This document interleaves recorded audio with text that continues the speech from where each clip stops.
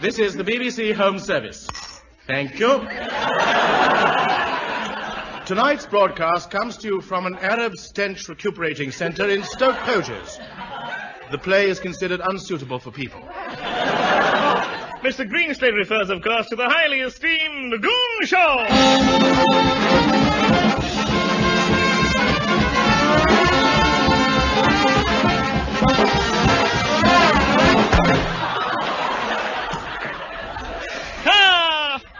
What a composer that Richard Wagner was. Now tonight, the Goons, with the aid of a calibrated Turkish bootlathe and a portable volcano net, will reenact a drama of crime. Mr. Greenslade? Yes, sir? Tell the eager masses what we have in store for them. Rubbish. Thank you. Yes! Yes, it's rubbish. But to make it more interesting, we call it The Phantom Head Shaver of Brighton.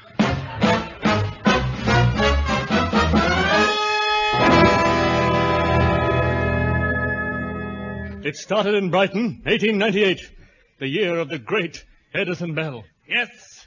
Often I heard it ringing in the night.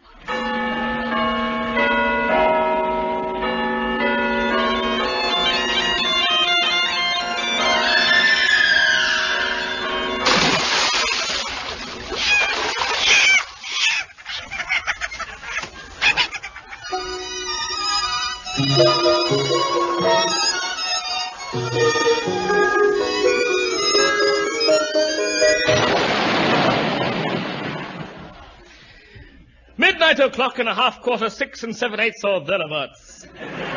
Sleeping peacefully in the Hotel Fred are the delightful young newlyweds, Nugent and Mrs. Dirt. Suddenly, from their room we hear...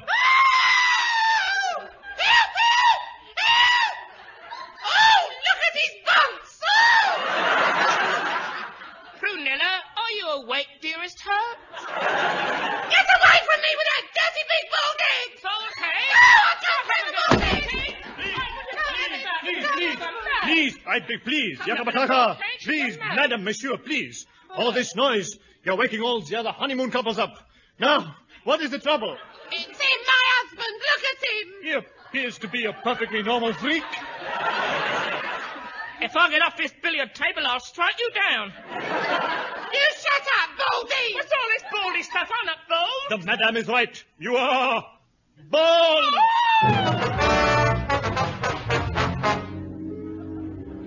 Poor Nugent Dirt. Indeed, he was hairless. The phantom head shaver had struck. The day after, I, Wallace Greenslade, opened a little tobacco kiosk. It was that week that Nugent Dirt was taken to court by his wife. Silence in the court! Silence! The court will now stand for Judge Schnorrer. And if you'll stand for him, you'll stand for anything. All right, now, get seated and let the malarkey start. My lord, the first case, Mrs. Dirt versus Mr. Dirt. Mrs. Prunella Dirt! Yes, mate? Raise your right hand and your left leg. Now, do you swear to tell the truth, the whole truth, and nothing but the truth? I do. Well, you ain't gonna get far. My lord, the witness for the persecution is ready. All right, let the prosecuting counsel start off his spiel. My lord, my client, Mrs. Prunella Dirt, claims that her husband, Nugent Dirt, did deceive her in that, during their courting days right up to their marriage night, he did in fact conceal his baldness from her without her knowledge. She discovered this sad state when, at 1 o'clock in the morning of the honeymoon night, she was come... Go on. My lord, please. What? Please. At 1 o'clock in the morning, Madame Dirt arose to clean the windows. I object. Who are you? I'm the window cleaner. I don't wish to know that. The fact that she was cleaning the windows is unimportant. My bread and butter. What about your bread and butter? I clean the windows with it. Silence in court! My lord, as counsel for the defence, I think we are straying from the facts. My client is accused of hiding a bald head. He denies this emphatically. He claims he was shaved in the night with a razor. By person or persons unknown. Silence in court! Silence in court! Silence! Silence! Silence! Yes, silence! Thank you. Now listen, I want some silence here. Silence in court! Silence! Silence there! Silence in court! Silence! Silence in court!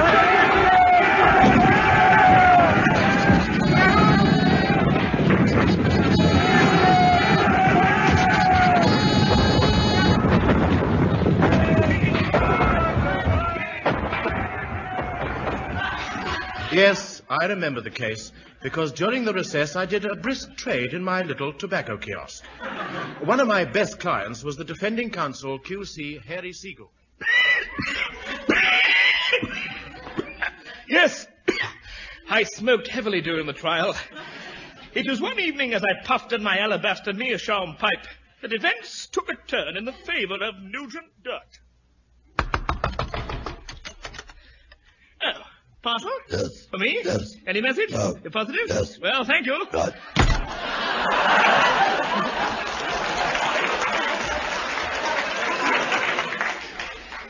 Now, I wonder what it can be. Good heavens, is it? Yes, it's hair. Human hair. And a note. Nugent Dirt is innocent. This hair is his. It was I who balded him while he slept. Signed, the Phantom Head Shaver. The case of Dirt versus Dirt. Third week. Now then, Nugent Dirt, the jury of 3 just men and 29 criminals finds you guilty of hiding your bald nut from your wife until after you'd married her. It's a lie. Silence! Silence! Thank you. Therefore, I sentence you to pay a fine of 3 shillings or do 60 years in the nick. I'll do the 60 years. I'm not throwing 3 bob down the drain. Dirt, for refusing to throw 3 bob down the drain, I sentence you to 60 years in the nick. Any last request? Yes, I want to hear. I can't believe it. You're enough with me, thank you. Call Max Gilgray. Silence! Silence in court. What a load of rough we got here. Silence! Stop the case! Stop the case! What? I have here evidence that will prove my client Nugent Dirt innocent. See? This hair is his. I submit it for analysis. Oh, my life, we've got to go through all this lot again. Oi. All right. Case suspended till the hair's analysed. And proved to be or not to be Nugent Dirt.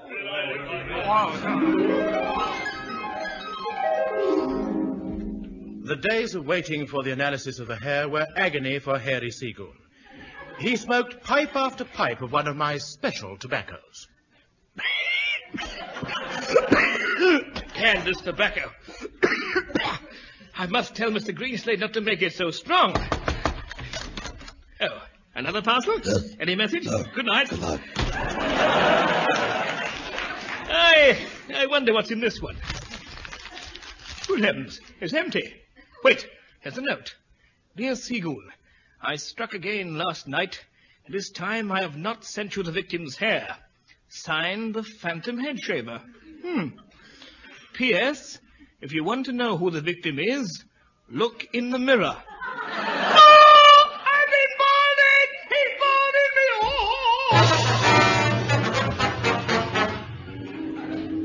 Oh! Poor Seagoon, all his lovely hair gone. The following day, I opened up a larger shop, as my supplies of pipe tobacco were increasing. In the months that followed, the Phantom struck again and again. 50 men were balded while they slept. Brighton became a city of terror. The holiday trade was threatened. That year, only 2 gentlemen came to Brighton. Come on, Clem. What have we got to lose? Cease! And then a hurried meeting was called. Gentlemen, people aren't coming to Brighton. They're frightened. I ask you to think of an idea that will revive the holiday trade and defeat the Phantom Head Shaver.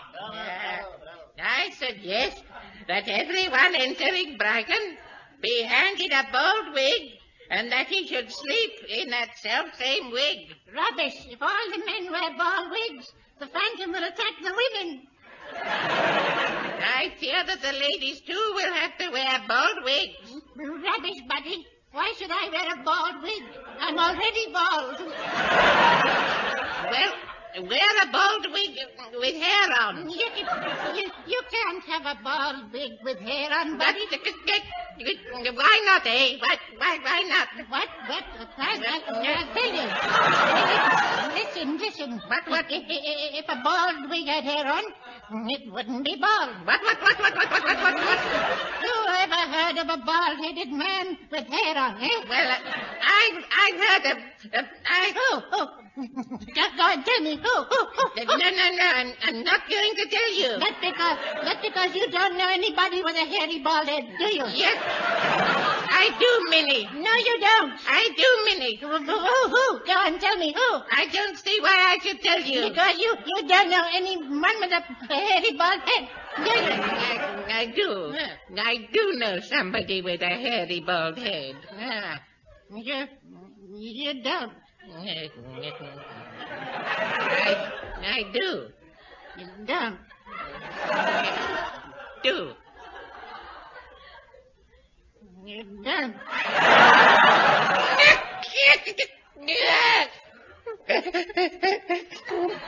I do.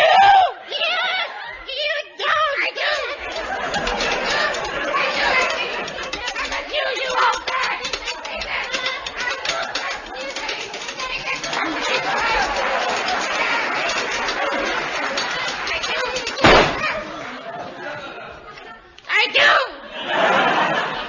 You don't. I'm going home. I say you don't know a bald-headed man with hair on his head. So there. Pa! I do know. You don't. I do. You don't. I do know a man with a hairy bald head. I do know a bald-headed hairy man. My hairy man, bald-headed, I do. I do know a man with a hairy bald head. Well, there, I do. Thank you. Could I speak to Mr. Segoon, please? Are you? Hello, Segoon here. One moment, please, sir. You're through, sir? Hello, Segoon. Yes? Forensic laboratory here. Oh, I'm pleased to meet you. You must excuse my appearance. That hair we analyzed. Yes. Please, don't do that. The hair. What about the hair? It wasn't hair, it was tobacco. What? In that case, Ellington, play while I meditate. The Phantom Head Shaver of Brighton, Part 3. By now, the position was serious. All told, 300 men had been balded by the Phantom. My tobacco stocks were now quite high. The military authorities had ringed the town with troops and soldiers. The only exit was Haywards Heath. Then, on a hunch, Segoon went into action. I'll go and seek this Phantom myself. Blue Bottle? I heard you coming, Captain. I heard my little raggy Captain call me. Enter Blue Bottle. Pauses for audience applause. As usual, not a sausage.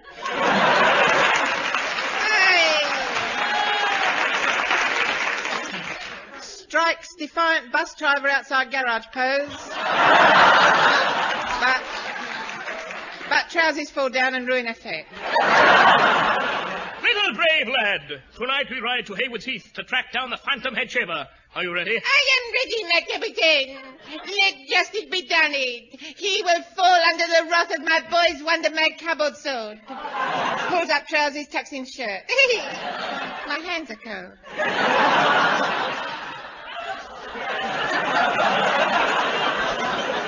The Shaver's a dangerous man. He might kill. What? I just remembered I've got to go and shampoo my goldfish. I won't be long. Tell me here, Blue Bottle. Don't tell me you're a coward. I won't, but you're bound to hear about it sometime. Come, little spotted dick, to Haywards Heath. Ride, Vankyria, ride. Hooray.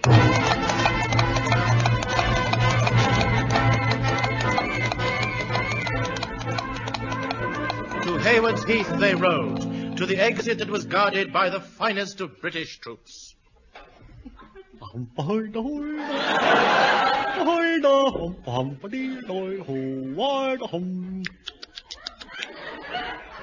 who goes there? Anybody there? Halt or I fire? No fire! Or I halt. Halt! Anybody there? Anybody out there in the dark? Anybody? If there's anybody out there, speak up. If there's nobody, keep quiet. Oh! Anybody there? I can see you. I'll shoot. I'll shoot. I'll shoot. I'll shoot that. Yep. Oh, halt! Who's that? Halt! Halt! Who goes there? Eccles. Yep. Will you get out of that bed and get outside on guard? Get out of that bed or I'll tell about the naffy fun. Okay, I'm going. Oh, it's dark out here. But I'm not afraid. I say! Oh, wait! Who's that out there? Who's that out there? I warn you, sir. One step nearer and we'll scream. Have no fear. I'm Queen's Counsel Harry Seagoon, defending counsel in the Nugent Dirt case. I have on me several documents of identification, including a letter of personal trust from the commander of the British Army, a memo of recommendation from Mr. Anthony Eden, the Foreign Secretary, a special pass signed by Mr. Clement Attlee, Leader of the Opposition, and last but not least, a permit to go where I please, signed by the Prime Minister, the Right Honourable Sir Winston Spencer Churchill. Friend or foe?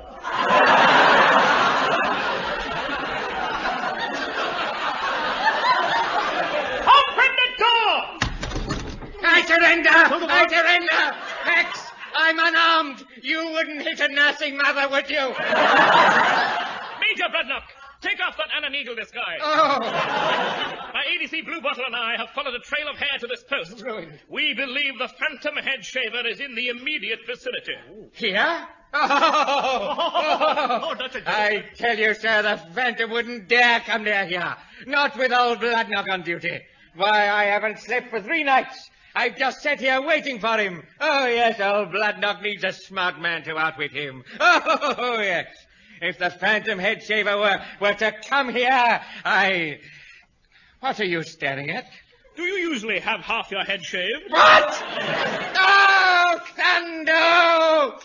Sadden me grunkers with a great club. Oh, knack'em, yick'em, oh, yack'em, oh, oh. Something in his voice told me he knew what had happened. Oh, look at me nut, half bolted, oh. Now, Major, there. This is really a blessing in disguise. Oh. You see, I must have interrupted him in his work. And we all know that a criminal always returns to the scene of the crime. What? You mean you want me to wait here for him to come back and shave the other half? It's your duty. Yeah, I refuse. Then under Chinese law, I subpoena you. You filthy swine, you. Oh. Very well, I'll do it. Just leave me that book about Scottish regiments. But it's called the Decameron. Of course, it's all about Decameron Highlanders. Ah! Right, we'll leave you and... Get in. I'm frightened. I can hear someone in the ammunition hut. Yes? It sounds like a man shouting a dirty big riser. That's him. Quick, follow me. Listen. He's in this hut with a naked razor. Oh. Come out, phantom head shaver. You're surrounded. Yeah. You hear? We're all heavily armed. If you don't come, we'll come to that door, and so help me, we'll knock. Yeah. That's telling them, yeah. If you don't come out, we'll come and we'll knock. Shut up. We're not afraid of you, phantom nut boulder. We have no fear. Come out and face me. Come on and show your face. Looks out from behind tree to see if faces show. Bottle, go in and get him. Yes, I will go in and... Me? You want me to go and get him, Captain? Yes. Little me? Go and get him? Yes. What, little tiny rotten weak frightened blue bottle? Go in and get him? Yes. I don't like this game. Let's play another game. Let's play doctors and nurses. Come, of that tree! I've been Florence Nightingale, the lady with the lump. Come out of that dustbin! You be the doctor. Come out from behind that rock! The Phantom won't harm you. Not when he sees that you're armed with a Jet Morgan cardboard cutout space catapult. All right, Captain, I will go in. I shall conquer him in mortal combat. Quickly makes out last will and testament on back of fag packet. I go in for England. Farewell.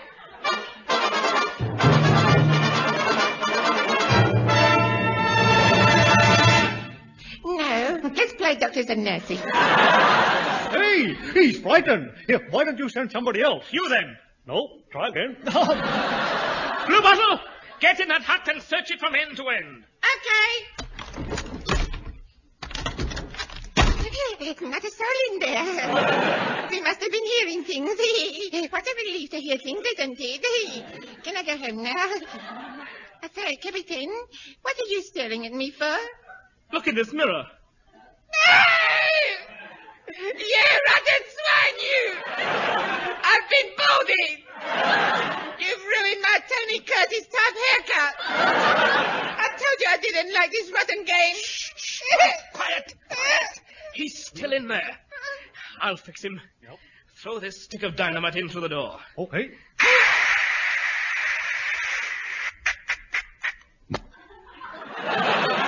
Curse! It was a dud. Now let's go in. Okay. Come on. Right.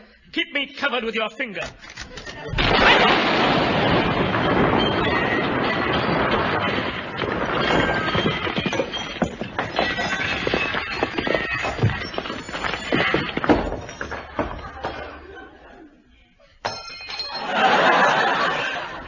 What's going on here? What's going on? Good heavens. The, hut blew up. Oh, poor fellows. They were looking for the head shaver, you know. Yes, I know. Yes, I suppose he was blown up as well. Care for a pipe of tobacco? What? Oh, it's very nice of you, thank you. Good night. Good night. Charming fellow. Tobacco, eh? Yes, lovely. Gad, it's almost the same colour as my hair. It is the same colour. Stop that man! That naughty man!